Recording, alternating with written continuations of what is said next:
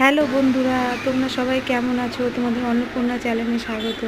তো বন্ধুরা, আজ তোমাদেরকে কিছু বলতে চাই। অনেকেই বলে যে বাচ্চারা নাকি মোবাইল ছাড়া, মাছ মাংস ছাড়া ভাত খেতে পারে না। এটা কিন্তু আমি একদমই বাজে কথা। বাচ্চাদের ছোটোর থেকে যেটা অভ্যাস হবে সেটাই হবে। এরকম বাচ্চারা, আমি লাল শাক ভাজা, বরবটি সিদ্ধ, আলু উচ্ছে ভাজা, মাছের ঝোল, আমি যেন ভেবে না এতগুলো ভাত আমার ছেলে খাবে। আমার ছেলের ভাত আমার ভাত একসঙ্গেই বেড়ে নিয়েছি। ছোটোর থেকে আমি আমার ছেলেকে নানান ধরনের গল্প বলে ভাত খাওয়ানো অভ্যাস করিয়েছি। ও গল্প শুনতে শুনতে নানান রকম সবজি দিয়ে ভাত খেয়ে নেয়।